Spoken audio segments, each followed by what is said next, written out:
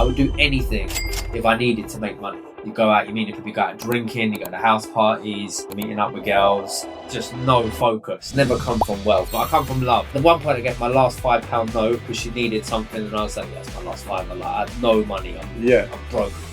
That focus of I'm definitely gonna do something amazing.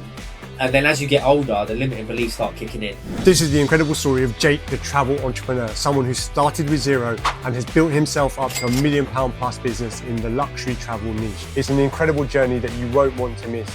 He shares how he lost thousands and thousands of pounds trying out rent-to-rent property. He shares how he sold hot tubs and PlayStations during COVID. And you'd be really surprised at my first question and the response that he gives. It's incredible because it leads on to unlocking the secret to how he got to where he is today. Enjoy the conversation. It's one of my favorite ones so far. And don't forget to subscribe to the channel. So Jay, look, before we talk about your business and your journey, there's a question that I came across and I absolutely love it, so I'm using it on everyone, and it's this. Having just met you, what's something that I would never guess about you? Such a great question. Where I've never been asked these questions before. This is the first time on the flip side, right? So, I have to prepare and... No, it's good. It's good that it's unprepared like that. I think that just makes it more authentic, right? One thing that you wouldn't know about me. Yeah. Having just met you, what's something I would never guess about you? That I've been in a relationship since I was 19, so I've been in a relationship for 12 years. No way. Yeah. My God. So not many people my age have been in a relationship for such a long time, but having just met me, that's probably something I didn't know that. You wouldn't know. I didn't know that at all. That's amazing. Yeah, so I've had a long-term relationship from a young age, but that's helped me massively. And so the reason I'm going to ask you about this is because I had the exact same story since I was 19. So I want to ask you, how has that, do you think, affected your journey, or been? How's that played a part in your journey so far? Yeah, massive, because it's just focus, right? When before I had a girlfriend, essentially, you're just chasing after girls. That's what I done. When I was 17, 18, 19, you come out of school, you go to college, you meet new people, and you've been in high school with the same people. You go out, you meet people, you go out drinking, you go to house parties, you're messaging girls, you're meeting up with girls. So that's just no focus. Like, that is your focus. There's no focus on making money, business. At the time, I was meeting girls, I done window cleaning, floor fitting. Even the time I met my partner, what was I doing then when I met my partner? I think I was doing recruitment at the time, I think. No, actually, I was in the city doing sales. So, it's the focus changed. I don't know, maybe it was the timing. I started to get in sales probably when we got together. That's maybe how I convinced her to become my girlfriend. Gave her the pitch. And being with someone from 19, obviously you go through, I heard a great phrase for it, you go through different chapters in your life. Massively. But it's not necessarily about age, but it's about how you evolve as a person. And not everyone, even with partners, you don't evolve at the same time as well. How has being together since 18 affected you as a person today? Not only in your business, but in your personal life, and as you've kind of gone through those different chapters? Yeah, I've been super blessed, if I'm being honest. Really? Yeah. Is she on the same path? Yeah, well, we both, she comes from a tough upbringing, very, very tough upbringing. I come from a well upbringing. I mean, we didn't struggle to eat. That was always food on the table. But I never come from wealth. I never come from money. Same. I never come from teachings of self-development. But I come from love. So that's all you need, right? That is huge. So I come from a loving home, and so did my partner. She comes from a loving home as well.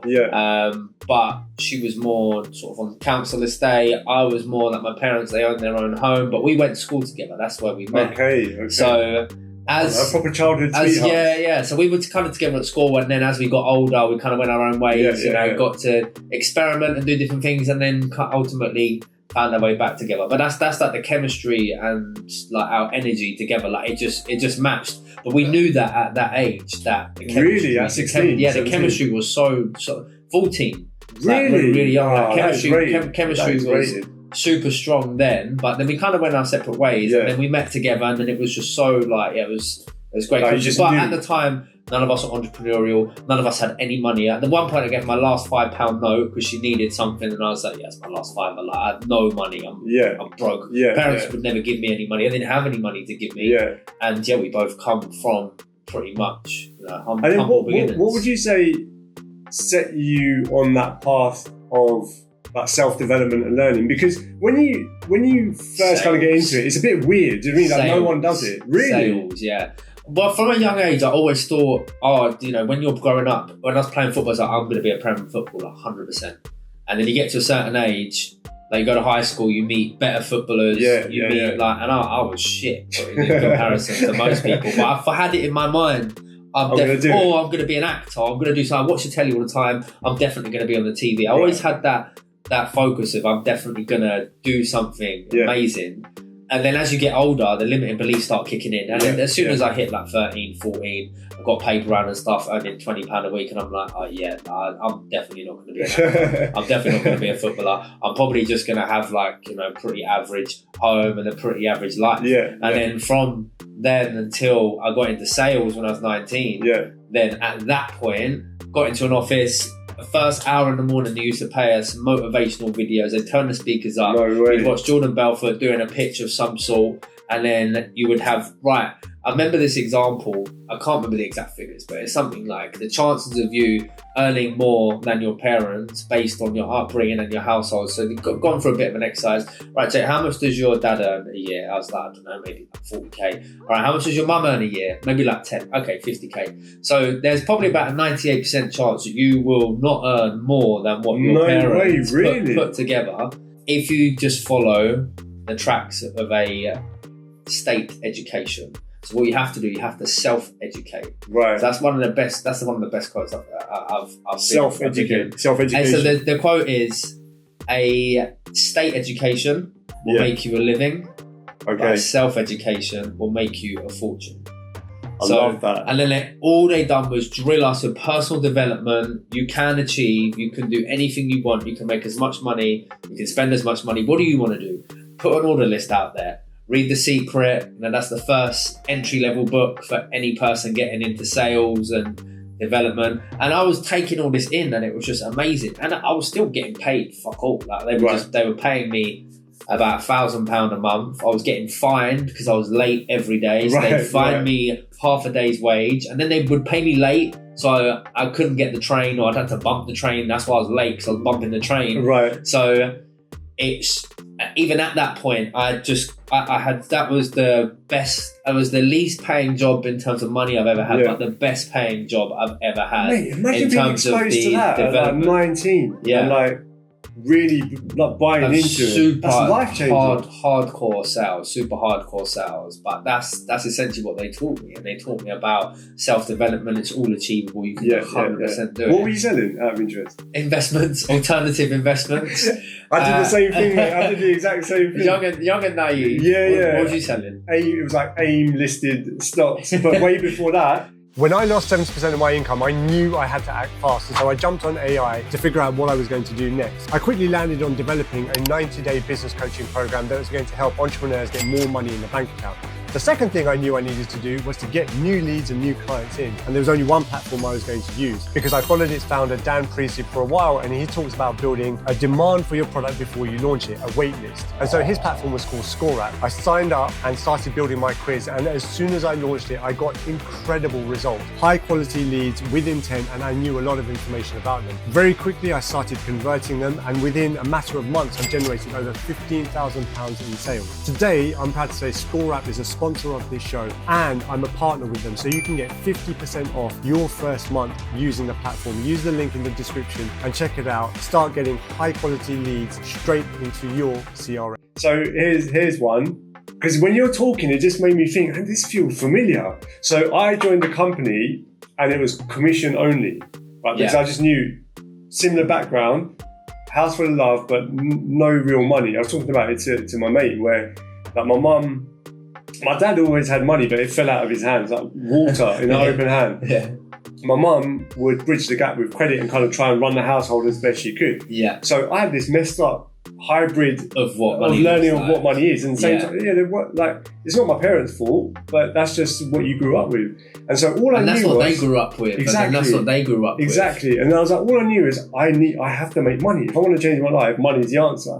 So I became kind of obsessed with it. Where that's not really the truth, but I was like, fine. So as soon as the opportunity came up, where it's like you can make as much money as you want, I was like, yes, yeah, I'm going to do it. So I joined this company, and it's commission only. So I'd turn up to this place of work, and they crank up the music, and you stand in a circle, and they're trying to teach you stuff like this is how you're going to go out and sell. It's going to be hard, but you can't take a no. And I was on the streets. I was stopping people in the street trying to get them to sign up to. It was insurance and credit cards and see, that's hardcore because that's face to face. The rejection is insane. Like, but it does something to you. It just makes you bulletproof. Bulletproof, and then it also makes you start to learn how to think on your toes. And how do you stop someone who they've seen you? It's a game. They're going to avoid you. You have to turn it into a game. It's so much fun. Honestly. It's so much fun. You get told to fuck off and you just call them back. Yeah, John, it's me again. Yeah.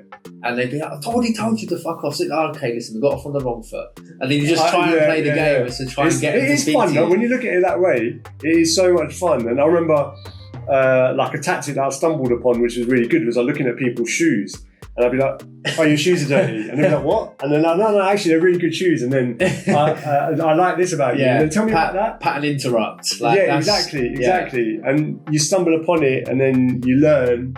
And then I did the same job pretty much as you. Sonny and me, actually. Yeah. Sonny got me into that company. So anybody that comes from that background, like everybody that works in the brokerage that I've worked in, they've gone on to do sick things. They've gone on to make some serious cash. Yeah. And I swear, that's everyone that I know of still that's in, right. that I come from. Like, some of them I don't know where they are. Right. But everyone I know of that I shared that part of my life with, like they've gone on to even become entrepreneurs. But it just taught us so much. And we always talk about it, like that's such a pivotal thing that actually happened to us at such a young age, where it's like, bang, like you can make as much money as you. No one's ever told me that before. No one's ever told me you can make as much money as you want. It's like, yeah, all right then. Like I remember like saying things, to my dad. I remember once saying something about we got a property, and I was like, yeah, I'm going to buy another property next year. He's like, yeah, whatever. Yeah. And it's like, no, I am. That's what I want to do. So it's like, you would always come up with an idea and get like, be realistic. I remember I said to my dad, similar thing. I was like, I'm going to be a millionaire by 21. He's like, no, you're not. You can't do it. Why would you say that to me? What do you mean? Yeah. What do you mean? And I was like, I'll show you. I had no idea. I didn't do it. It just hurt me so much that he said that to me. And then it must have embedded in me because I started to believe it. Yeah. And then you have to unlearn all this shit when you grow up. I mean, I'm guilty of it as well though, because I remember my friend saying to me, like when we was 19 years old, before I started in sales, he said to me like, I'm going to have a Range Rover by the time I'm 21. I was like, no, you're not, mate. You're not. Yeah. And I was one of those people. Yeah. Until you get taught the other side that it is possible. Yeah. So this is, when I was young and not, I was concentrating on is going out, getting drunk and spending time with my friends. And so when when you started learning all this stuff and reading these books and starting to change yourself, and you were obviously with your missus at that time, would she do the same thing? Would she learn these things? Yeah, I mean, we started reading. I've read The Secret a couple of times, and I've kind of not pushed it on her, but I've said like, I love this stuff, like I'm so into this, and she could see everything that I was kind of writing down or putting out, and the energy that I was putting out. She could see like it was working. Yeah. So then for her, she was sort of following the same thing, like, and again, because we're both on the same frequency, we both like have the same energy. We could see it. She could see it unfolding. I remember there was when I was I worked for the company I work with now. I was working at there, and the funniest story was I had a personal trainer. Okay. He was such a Debbie Downer, so negative. And I remember his just mindset. Everything that he said was so negative. But when he talked about like personal training and bodybuilding, the mindset he had to have for that, I was like, why do you not use the mindset that you have for your bodybuilding? Yeah. And how you're going to get big, and how you're going to take over and you're going to be a Mr. Olympia. And I'm like, why do you not use that energy on like he's broke as fuck? And I was like, why do you not use that energy to try and make money, be positive and whatever. And he was like, yeah, whatever. And I said, have you read The Secret? He was like, oh, is that the thing when you're in Africa, you think a chicken's gonna land, and then the chicken, you know, all of a sudden you got KFC. It doesn't work like that. It's something different. Yeah. But you know, that is part of it. But you have to believe it, right? So he went, all right, whatever. I gave him the book. He took the whole thing to a new level. After a couple of sessions, I see he's come around with like crystals all on his neck, and he is like some different energy. No way. And I said to him, what do you need? He said, I need an iPhone. I said, okay, fine. Just picture. You need an iPhone, right? To create content or be in the gym, whatever. This is years ago. It's about 6-7 years ago. You need a phone. Okay, fine. Just think the good energy, yeah? Anyway, he said he walked past the shop, said he needs a phone, didn't have no money. He's come into the gym, and obviously where you do personal training, you're training people that have a bit of money, it's expendable income. And one of his clients was like, oh, he's got 2 phones. Oh, I just got a new iPhone. Do you want my old one? No Bang, gave me an iPhone. Yeah, and since that moment, as I say, crystals, the lot. Like he just went to another level. On it. Yeah, I don't know where he is now, or what he's doing now, but I hope he's still on the same energy. That is incredible. What's your take, like, on this whole thing of, let's say, The Secret, manifestation, mindset? What's your real world take of actually using it in your day to day? Like, having been through the journey and read it and like had to switch up your mindset. You can't stay positive all the time. Right. You're going to let how would you apply it, let's say? Like, how would you apply it on a day-to-day basis? Set yourself a target every day. Like, you know, if you're in business, and set yourself a revenue target, how you're going to go, or, you know, leads, how many leads you're going to get through the door. Like, set yourself a target. Yeah. I mean, for me, when I kind of know what I've got coming in each day, because it's all kind of come through the past, so I kind of know where it's going. Like, right, that's going to go there, and then things just land. I don't know. Maybe I'm on a good frequency where I know things are coming in. It's just an expectation. Right? But what if like someone is like brand new to it, like your body, like your PT? They're like, well, all right, whatever. It's good to read about. They don't believe it. How would I apply it? Let's say I wake up tomorrow morning. How do I apply it to my life tomorrow morning? What's the first thing that I can do? Well, first thing, you got to be grateful for what you have. Okay. That's the first thing. I think I've done this 100-day challenge last year, where part of it was, there was like 7 different tasks you had to do, and part of it was being grateful for the things that you've got. Okay. So, of course, you can want for more, but you've got to be grateful for everything that you have so far. And, you know, you're genuine about it. You actually feel it. Like, you feel grateful, like, I'm so glad I've got this nice car, or whatever you're, even if you haven't got a car, like, you're grateful that you've got legs that you can walk to the bus. So you know, you've got to be grateful for the stuff that you do have. And then ultimately, for me, applying The Secret is just setting yourself goals, targets, writing them out, putting them pen to paper. Every year I write out goals in advance, what I want to achieve that year. Sometimes I don't achieve them. I might achieve 2 or 3, but I don't achieve all of them. But at least then they're written out. I know what it is. I got it in my head. Right, that's what I'm trying to achieve this year. I base a lot of it around my business, but people base it around their own personal life. What was like the first time, like, because I love your PT iPhone story. That's amazing. I swear that's probably the best example of it. That is completely true, and I was flabbergasted myself. Like, it made me believe in it even more, because I was like, oh my days, this shit actually works. What about you? What was your first time where you're like, oh my gosh, this actually happened? I don't really have one, really. Isn't there a standout one? No, there wasn't a moment where I thought something into it. It's just been, I visualize stuff all the time. Right. Like how things are. Visualization. Visualization massively. Just how it's going to look, what's going to happen, how it's going to play out. Yeah, visualization's massive. Like when we were just buying the house, we've been in it for 1.5 years now, but I visualised the house like that for a long time. It's come out, and then it was going through. It took over 1 year to go through, but all I was visualising was my car, new car that I'd be purchasing on that drive. Like, I just used to think about it every day. Yeah. And it's there now? It's there now, yeah. Yeah. We got the house, and then we got the car, and I park it in the exact position that I had it visualised. Really? Yeah. Wow, I love that. Would you say that's probably the most impactful book that you've read?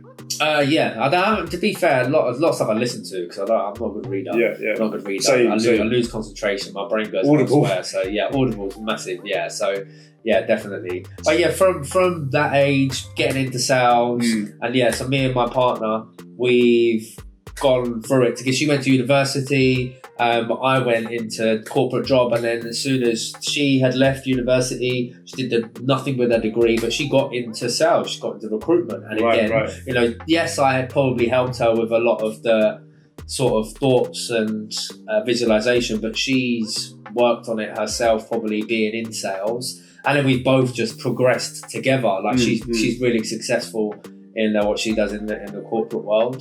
And we both, and now, we plan out things and, what we want our year to look like. People would probably just see it as planning, like, what do you want to do this year? We set that as a goal rather than a plan.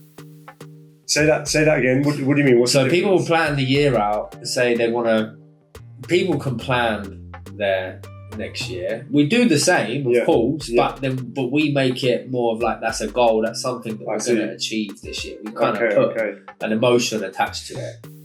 Oh, I see what you mean. Rather than it's just a list of things that you're going to do, it's like, actually, I really want to achieve that thing because it's that important to us for this reason. Like I buy her, every year, I buy her a goals book. Okay, nice. Set a goals book. That's my Christmas present to her. Okay. And I buy myself one. So we have one each, and then we sit and write our goals. Which we haven't actually done this year yet. Yeah, haven't done it We've got the books, they're just there. We had a baby last year, didn't we? So we're trying to, you know how it is with two. Mental. But yeah, it's we both got them sitting there. I want to do it this week. I've written mine out on my phone. I know she hasn't even started yet. Really? So nail it down. Nail it down. Talk me through, before we get into your journey into business, because I think what you've done is really important, because you went from employment and you took the leap then into running your own business. But before doing that, I wanted to just hear your version of the story of when you did the I don't know if it was the course or the learning with, is it PBK? Oh, with Kazi. Yeah, with Kazi. Yeah. And what was that like? What did that look like from your side? Like, what's that story all about? So obviously been making pretty good money through what I'm doing. Obviously need somewhere to put the money. I've got a friend as well who's making very good money in the city. Again, corporate job. He knows I'm much more of an entrepreneur. I've been in and out of property for probably last 5 years. Started a rent-to-rent business that didn't go so well. I've been looking at property ever since. Probably 10 years, but I never really kind of dove in because one, it is a full-time job. If you want to go out and start rent-to-rent, the sourcing where all the courses tell you to start, it's a full-time job. You can't really be doing it alongside your main job. You can start like that, but it's hard graft. It is. So essentially, got a bit of money together. My mate, as I say, he's doing really well. And I said, mate, you should just start buying property. And he's like, I don't know where to start. I said, look, I'll take your money. I'll put some money in and then let's go and buy a property. But everything I do, I like getting mentored. I had Kazi on the podcast and I said, look, if you had this amount of cash, like, what would you do? And he said, yeah, we'll do X, Y, Z. I said, okay, cool. So what was the deal? Like, how did you... So if you're comfortable talking about the numbers, if not, like, just make them up. Of course. How does it... What was the deal and how did it work? So essentially, Kazi helped me... So Kazi's group is a community of people. So essentially, you pay in to buy into the group. And in that group, you've got your solicitor, you've got your mortgage broker, you've got experts, you've got other people doing deals, other people that would have been through the same things. And he throws deals in there. So essentially, as soon as I got in the chat, I said, look, I'm looking for a deal. He threw a deal in there that, I was like... I'll take it. That's like, I'll take it, yeah. So literally, within the space of like a week, I'd already had I'd had a deal. Really? I was just like, what was the deal? Take that. So the property itself purchased for $200,000. It had a short lease. It was in Catford. Was it a house? It was a flat. First floor flat. It had a short lease on it of 68 years. Oh, wow. And of course, people, when they hear short lease, people like get a little bit scared. But obviously, it's my first time. I'm not to know any different. It's all I've done. It's just a process, right? I don't know the information. We find someone that does know the information, right? The solicitor knows the information. Okay, so can you work out how much it's going to cost? I don't know how much it's going to cost, but you can get a survey done that's going to tell you how much it's going to cost. Okay, so then we've got the surveyor. So it's just a process. If you don't know something, ask the next person. Then if they don't know it, they then ask the next person. That's what that's taught me massively. It's just find the answer. So essentially, I didn't know anything about short leases. I just knew 200 grand for a flat in Catford was cheap as fuck. So I was I'm going to go and get that.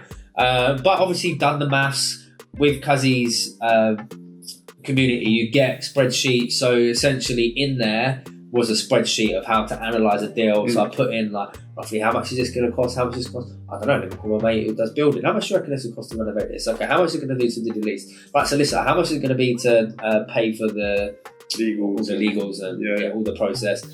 Mortgage broker, how much is it going to cost me to borrow the money, etc.? We ended up paying cash for the deal anyway, because by the time it took us quite a while to get through the deal. I think it took us maybe like 7 or 8 months by that time. Oh, really? By that, the tenant refused to move out, basically. Okay. But by the time it come to buy it, we had enough cash. It was like, you know what, let's not borrow. Let's save money on the borrowing. So let's go all in cash. So we did purchase it for cash, and then essentially just went through the process. I don't know how to build. I found myself a builder.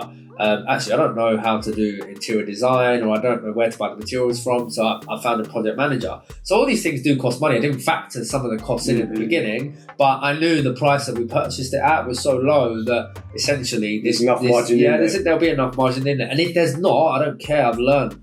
I've actually learned how to do things. It's more of a teaching rather than... Because I've said to my business partner, look, if we break even on this deal, doesn't matter. Yeah, break even is fantastic, because what we would have done is we would have learned exactly how to do how the process works, and how. Yeah, I mean, we're negotiating like the tiniest thing right now. We should be exchanging within the next week on the sale of this one that you bought. Yeah. Okay.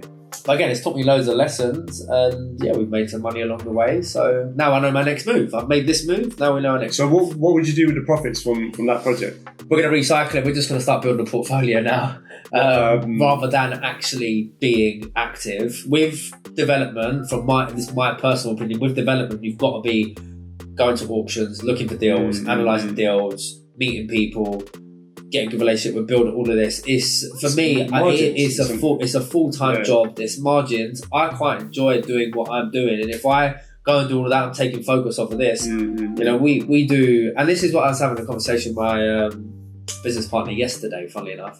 We both have good cash flow, right? Yeah. And he's like, it's going to take us, like, based on the margins on actually building the portfolio, it's going to take us like 100, 200 properties to replace our income. Really? On the rental. And I was like, but don't forget, like, we've got good incomes. What you need to realise is what we need to replace is our outgoings.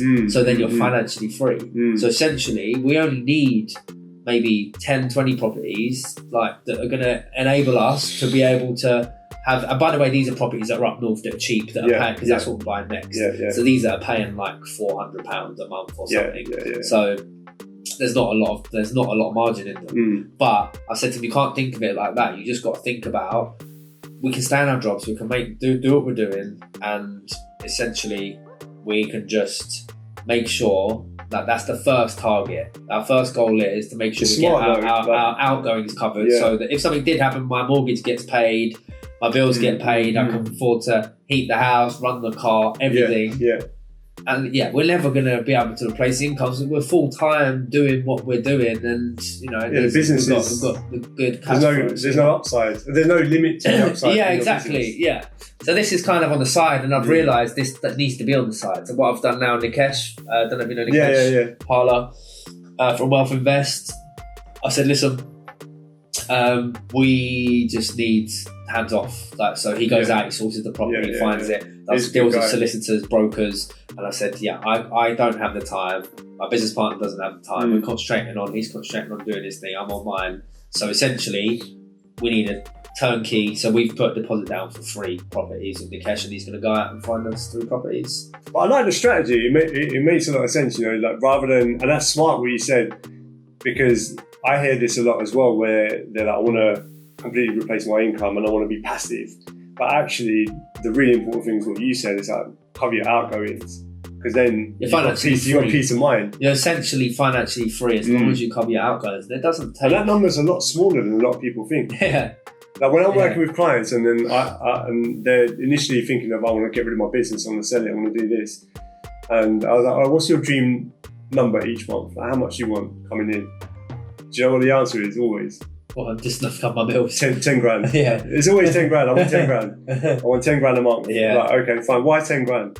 oh, just that's the number. Like, okay, and then you start diving into it, and then when you start breaking down the actual outgoings and the cost of those outgoings, it's far less. Yeah. Like, how about you just deal with that first, and then everything else is like the cherry on the cake. It's not.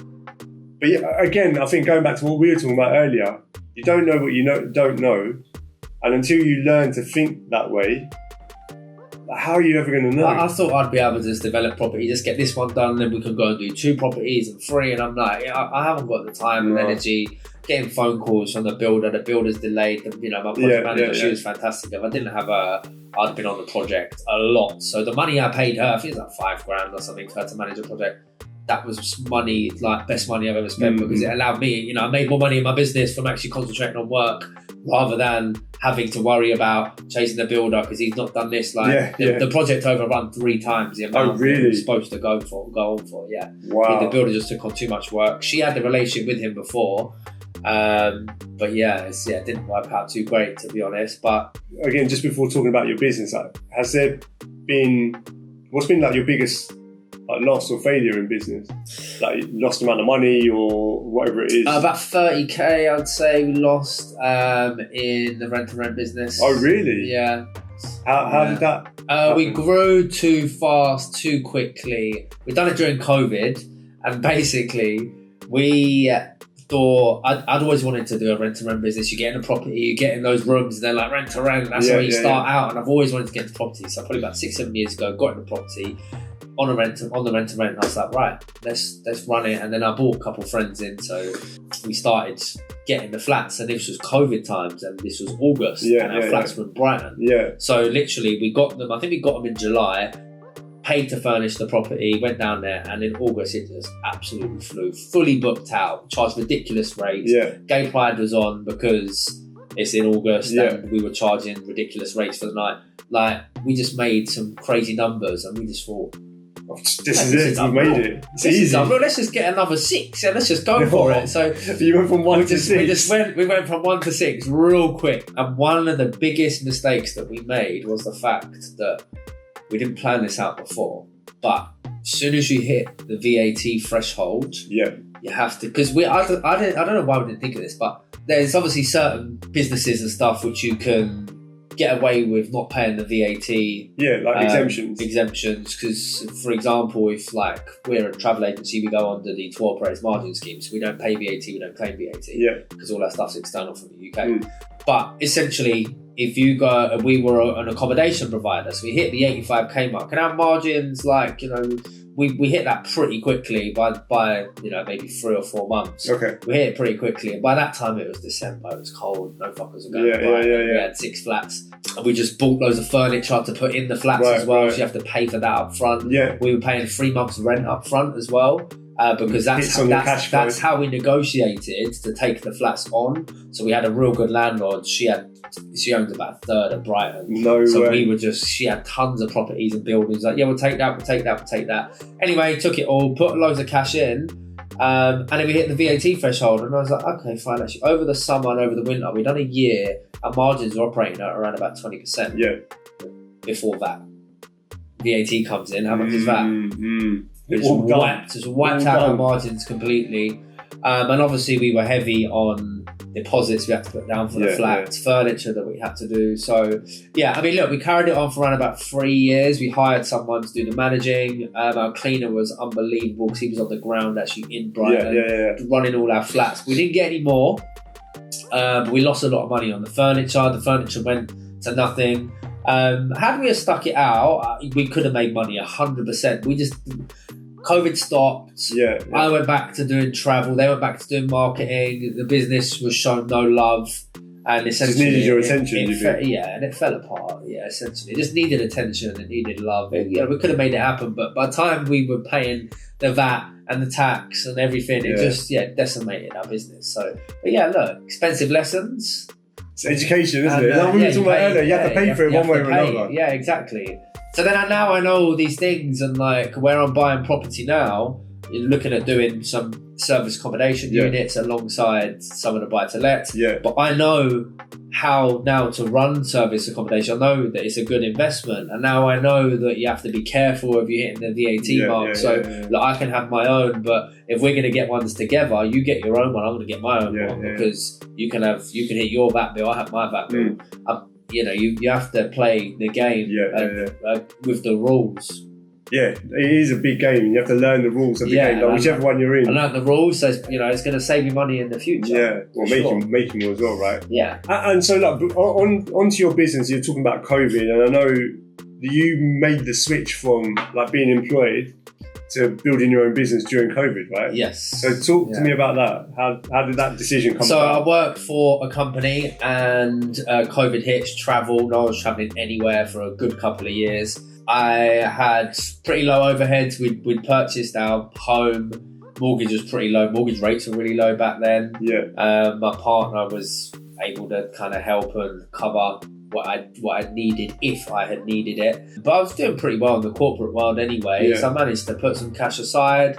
And essentially, I was just like, what's the point in leaving when travel comes back? Why don't I leave now, start it, make some money along the way. During COVID, I was buying hot tubs. I started running a hot tub business. Really? Yeah. Again, I didn't have loads of money then, but I just thought, how do I make some money? Things were going out of sale. PlayStations were going out of sale. Xboxes were going out of sale. Yeah, I remember. So I bought tons of PlayStation and Xboxes. I signed up to this app. We actually interviewed the guy that made the app. You'd get a notification on your phone saying, PlayStation now in stock on Amazon, and you'd go in there, and literally within 30 seconds they're all sold out. But he had a notification app. He done really, really well out of it. Yeah. And as I say, funny enough, we had him on our podcast. But essentially, that was the app. I was just buying and selling places, anything to get by. Anything to make I think we all did that. Anything to make some money. But I didn't have a job. Travel, no one was traveling anywhere. But I was reaching out to people. I was getting people prepared, like trying to run how to navigate this traffic light system, and kind of messaging people and putting stuff out on social media with notifications. With the travel for the travel. Yeah, I don't know if you remember the traffic light system that come out, which was, if it's a red country, you can't go there. You got to go to a quarantine hotel. If it's an amber country, I remember.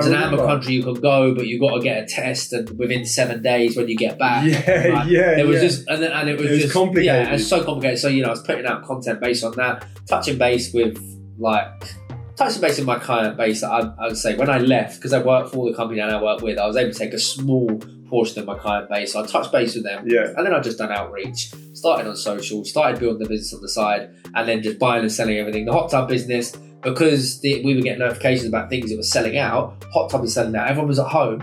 Oh, of course. You get the inflatable lazy spa. So I thought, if they're selling out, people can't get hold of them. People are at home. People are going to want to use them. All right, I'll set up a hot tub rental business. So I knew my partner's cousin had a van, and I was like, right, let's go. They're really difficult to get hold of. So let's buy some, pay a premium for it. I couldn't get it on the app. It was so hard to get. I was like, let's pay a premium for them. So we paid like a 50% premium on them. But we were renting them out at £300 a time. I think we paid about £1,500, and they were worth about £1,000. So it's not bad though. Not terrible. And then we was renting them out for £300 a time. At one point we had one, and then we built up and got two. And then it kind of went back, and then obviously, but we made some good money from that. Buying and selling PlayStations. Like, I'd done everything that was able to allow me to make some money. Yeah, pretty much. Like I didn't have a lot of money then. It was just to get by. But I do, mate. Honestly, I would, if something happened tomorrow, I would knock doors to wash a car. Right. Like, I would just go knock on doors and say, do you need your car washed? We're doing X, Y, Z. Like, I would do anything if I needed to make money. Because you know how to as well now, right? Yeah. Obviously, I wouldn't have to go and wash a car, but if I would. Like, it's not a problem at all. If I think, I need 20 quid. Oh, that car goes down. I'm going to go ask him if I can wash his car for 20 quid. Like, find a solution. I've definitely done my way. So you chose to start your own business because you knew that it would come back. and not. I always wanted to have my own business anyway. Really? I was always buying and selling shit. I was buying and selling shit at work. I was getting Amazon sticks and loading the pirate software on. Who needs an Amazon stick? I bought some discounted toothbrushes at Waitrose. No way. And I'd just be like, right, bought them for a £5. They're like 50 quid online. I'll sell them 30 quid. Who wants toothbrushes? Like, I was just buying and selling everything in the office. You had your client base there. People would buy from you. So but I always knew, like, I'm not gonna. The problem was that I had when I worked at a travel company is like, I was doing well at the travel company, selling the right stuff, and it used to be like, well done, you've won a trip to the Caribbean and you're going away in 2 months' time. I was like, oh, great, okay, fine. And then a month later, well done, you've won a trip to go to Australia. And it was like, literally, I had my whole year. I've like got 6 holidays planned all through work. Right. Either I'm going away personally or they're going to take us away because, we sold this airline and this airline's running an incentive. So constantly, 12 months in advance, I'd usually know what travel I've got. And I'm like, if I leave, I can't go on any of those trips. So it's always like something to kind of keep you dragged in. But when COVID hit, it was an easy, like, well, I was going to have for 2 years anyway. It's going to be a perfect time to go and start my business. And what made you choose like the industry that you're in and travel and luxury travel? What made you choose that? Initially, because I used to book loads of the boys' holidays, Somalia, Magdalene. Right. Yeah. I worked in a recruitment company across the road only for a couple of months. I went from the sales floor to recruitment. And then I saw there was the company that I worked with literally across the road. I was like, oh, I bet that's quite fun, isn't it? I said, I'll book all the boys on the days. I'll go for an interview. I'll go for an interview. And because of where I've come from, hardcore sales, and they was like, so tell us a bit like about yourself and sales and that. And it was like, I said, write goals. I want a card. I wanted a Ford. I didn't have a car at that point, too poor. And I was like, I want a car. I want a Ford Z-Tech S, and I want it to be black, and I want the red stitchings in the seats. Like, just described it to exactly what I wanted. I hadn't had it yet. And then essentially they were just like, they're just like the people that they get through the door. It's just different. So then literally, I've gone from making 300 outbound calls a day doing cold calling. Right. People are calling me. The phone's ringing. I'm like, what? So hello, where do you want to go? Blah, blah, blah. Yeah, which card number? I was like, okay, no, this is easy. Compared to what I was doing. So like, I just took to it like a duck to water because where I've come from. You must have blown the rest of the team away, because if you're from that background, when you've got leads that actually want to speak to you, your stuff, they're calling you for. I thought this was mad. I was like, how are they? Is this or that? Is this right? Is this real? I was the top broker for the newbies, not at the company. Never have been. There's some serious brokers there, but I was the top broker, the newbie broker that come in that year. So that was my trophy. To be fair, you had a trophy upstairs. It was just like the little Oscars one. Nice. But that was. And then, so what made you decide to, or how did you get into working in that luxury high end niche? Is that what most of your clients were? Yeah, just most of my clients through. So you pick up the phone anyway. You get stuff come through, and then you build a bit of a relationship with someone, and they'd refer, etc., etc. And because I was good at what I'd done, they organically had clients and sort of accounts in-house anyway. So my boss had an amazing account, which was the biggest football agent in the UK. I won't say who they are, but the biggest football agent in the UK. And we also had a massive production team that we were looking after. Again, I won't say who it was.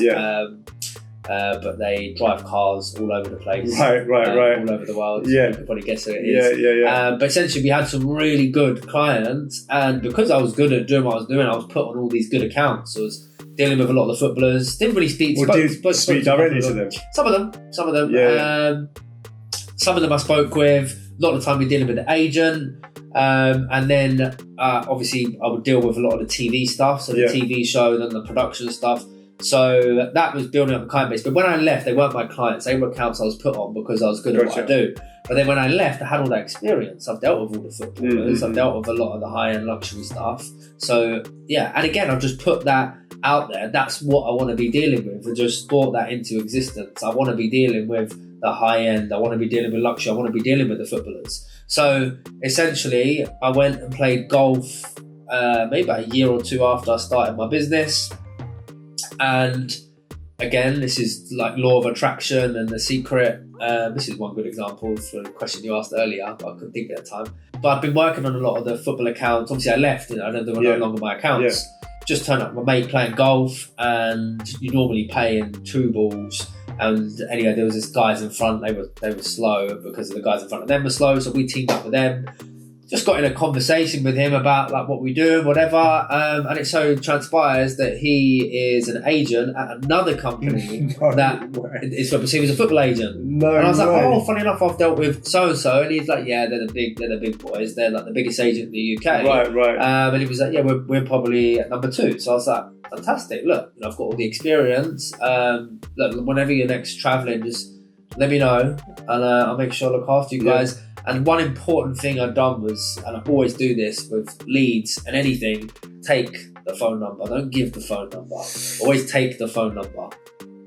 And I've always sworn by that, because that gives you control. You know, this whole thing of like people go to networking events and hand out business cards. I don't bring any business cards on purpose, because I'll ask people, I haven't got a business card, can I take yours? So when I take theirs, if I can't take theirs, I'll get my phone out. I'll put their number in WhatsApp. Yeah, I love that. So I take theirs. That gives me the control to whether or not they're going to contact me. Where did you pick that up from? Just networking. Just thought. Thought, what's the point in me handing out business cards? I don't know whether he's going to call me or she's going to call me or not. Right. But I know if I've got their phone number, definitely call them. I'm definitely going to call them, yeah. So, wherever I am, it's like, have you got a business card? No, on purpose. I don't have a business card. Love that. Because I want to take your number. Then that gives me the control of the phone. If it's a lead, do you know what I mean? Yeah, it's of course. like, if you're giving them your business card, essentially they are leads, do you know what I mean? Yeah, absolutely. Love that. And then that lead then turned into your first kind of like major opportunity in the business.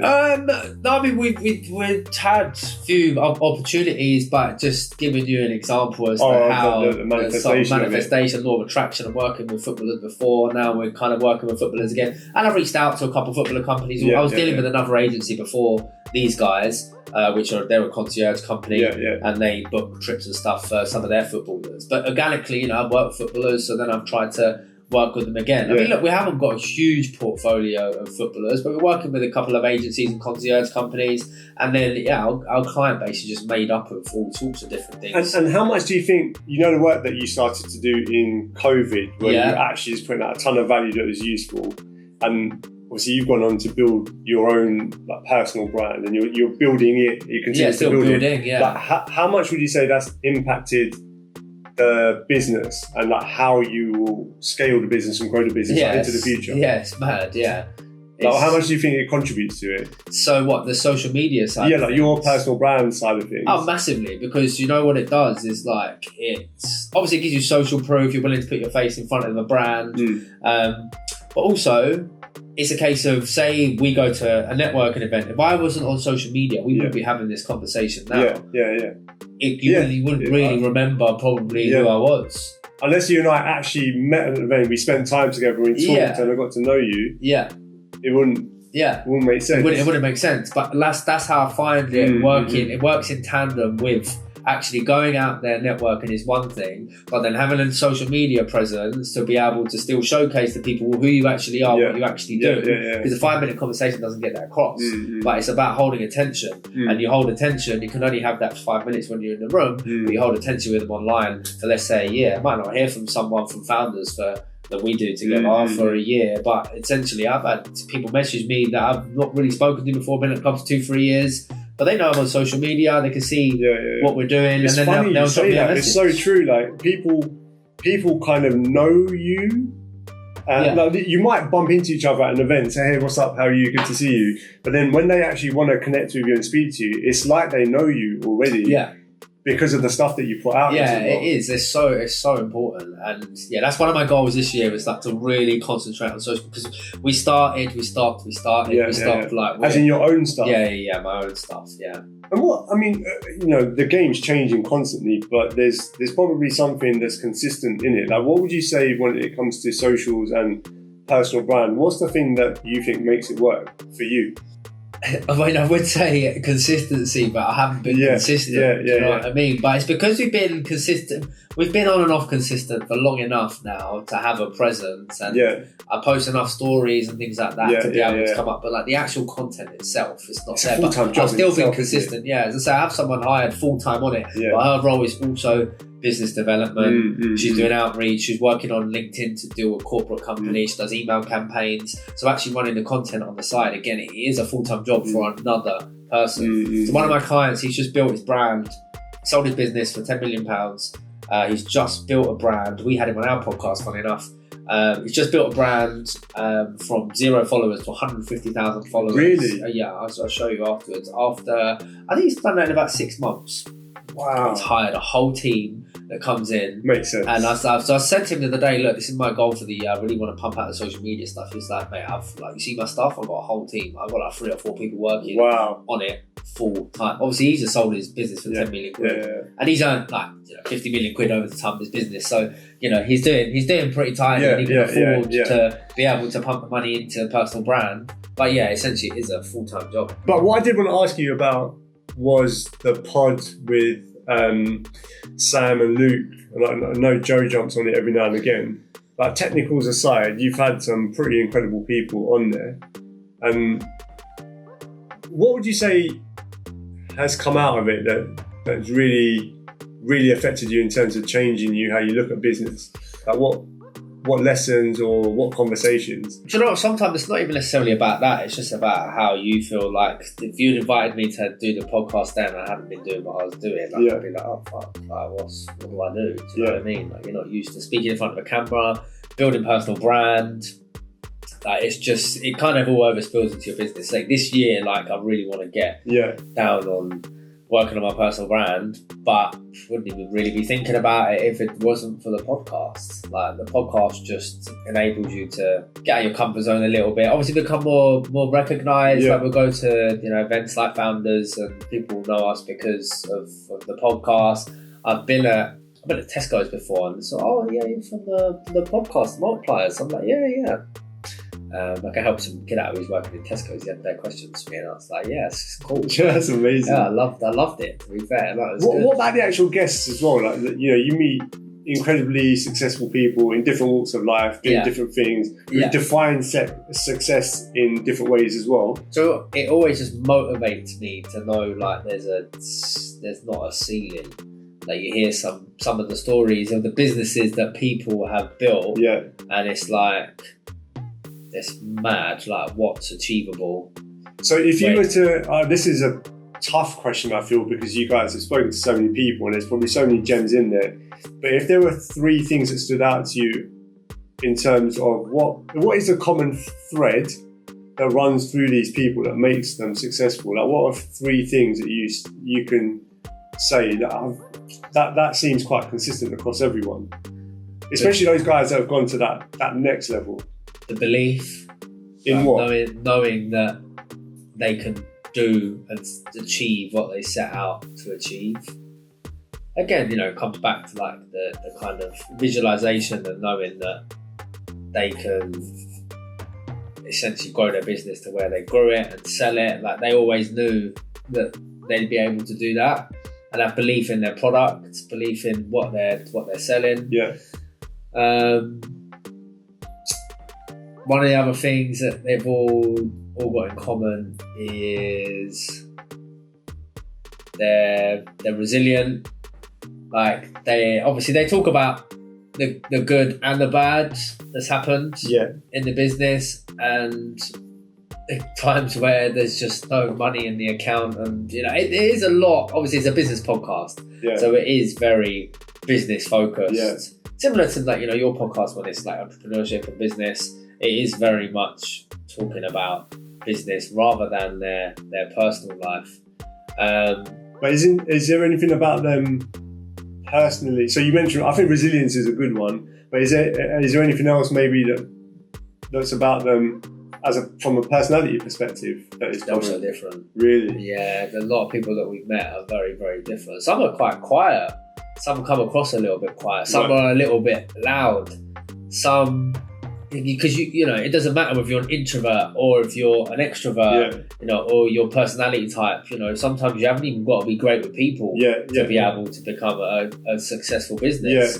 Obviously, you know, there's a big catalyst, but you know, if you're in AI or something, you don't necessarily have to be great with people. But everyone we've had on the pod, like, has been super approachable.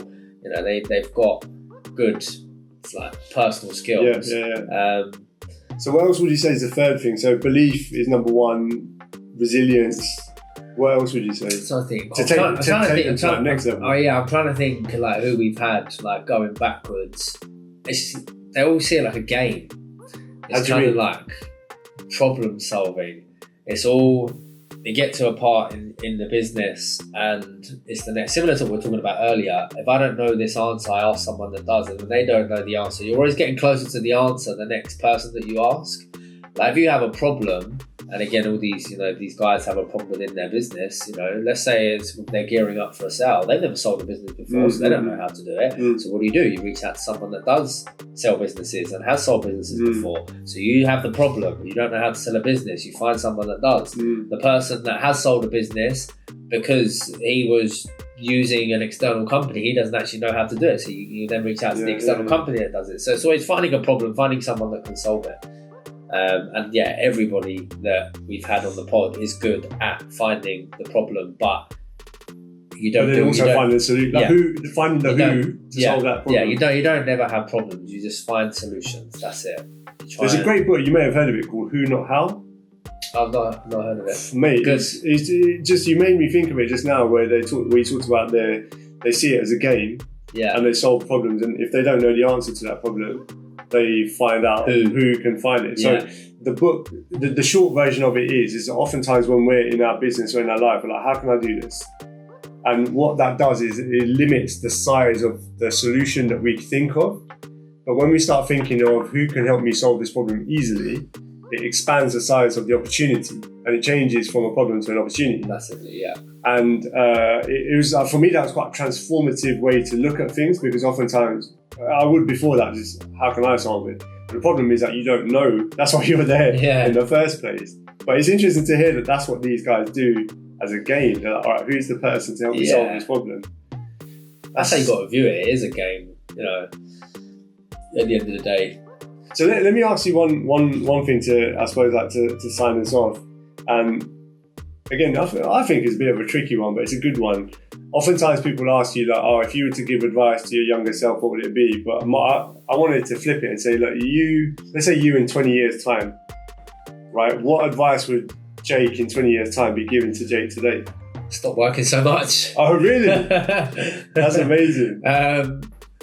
Just enjoy, like I say, you know, I've had my daughter now. Like I think, like, I love work. Think about you in 20 years. What would that be? I don't know what that year would be. Whereas in 20 years. Well, no, 2046. 2046. That's mental, by the way. That's a lot of years. Right, 2046. Yeah. Right. What? Thing is, I know. Maybe slow down, stop being in so much of a rush. I know that I'm going to get to a point where I'm super successful, that I don't have to worry about money. My kids' won't have to worry about money. I know I'll get there, but I think right now I'm trying to get there a lot faster. Which I think is normal. Which is, myself in 20 years' time will probably say, look, slow down, make it take 20 years. Because I might do this in 10 years. You know, what the plan is, I might actually complete it in 10 years. And by that time I'm 40. And, you know, hopefully I've got another 40 years left. It's like I've kind of completed all the financials by that point. You know, what then becomes next? So I feel like myself in 20 years, I'll probably say try and slow down a little bit, enjoy it a little bit longer, stop trying to rush to get to that point. But I don't know, you know, you think when you get to a certain point, you'll be happy when you have the financial freedom. Then you get to a certain point, you're like, I could go again. But why would that future version of you tell you to slow down and to enjoy the journey? Because it's all about work now. Right now? Yeah, it is, yeah. Well, I say it all is about work, but it's... Yeah, I need to find a nice balance. Finding balance. But it just starts something that don't exist, does it? No. I like work. I enjoy it. I enjoy it. I love it. Yeah. I like it. I enjoy it. Again, it's a game for me. You know, I go to work thinking it's a game. it's just a stats. I suppose that makes it fun, isn't it? Yeah, exactly. But yeah, definitely to maybe stop trying to get to that point so fast. Because the thing is, you get there so fast, then it's like then what? Yeah, it's funny. You know what? KP said the same thing when I asked him. Really? Yeah, he said the exact same question. He said the exact same answer to that question. He said that him in 10 years' time would tell him today to enjoy life and choose to spend more time with the people that make you feel good. Yeah. And I was like, oh, that's quite an interesting thing to say to yourself. But you're here right now. Like, what's stopping you? Yeah, doing that. Like, what's stopping you doing that right now? Yeah. And I think both of them, Sonny and KP, said a similar type of thing, where it's like, maybe you don't actually want to right now. Yeah. And it's one of those things you can only think in hindsight. Yeah. But you don't really, that's such a wicked, I know it's from a song, but you don't realise it's a moment until it's a memory.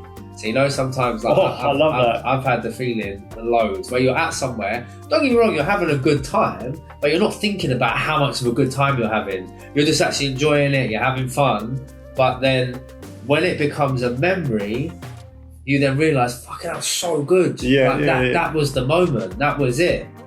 So you don't realise, Where's that from? It's my song. Is it? Yeah, it's my house song, yeah. I can't remember what it's called, and it's a woman, and she says, you don't realise you're in the moment until it's a memory. So then when you're actually having fun and whatever, you're like, but it actually is, sometimes it's even more fun in your head when you play it back. Yeah, like when you're sitting, imagine when you're sitting with your boys and you're telling the story back of like that mad night or that one time they ended up in the bush and they ended up doing that thing. And at the time, don't get me wrong, it's funny, like it's great, like it is fucking hilarious. But when you replay it, you realise that was the memory. You don't realise that was a moment until it's a memory. I love that. That is so good. I don't think we could top that, mate. Thank you very much for joining me today. Thank you. Thanks for asking. I've loved it. I'm going to get the rest of the boys on as well. Yeah, man. Cheers, thank you, brother. Thank you, wicked. No, thank you. Here's Thanks to your for future down. success.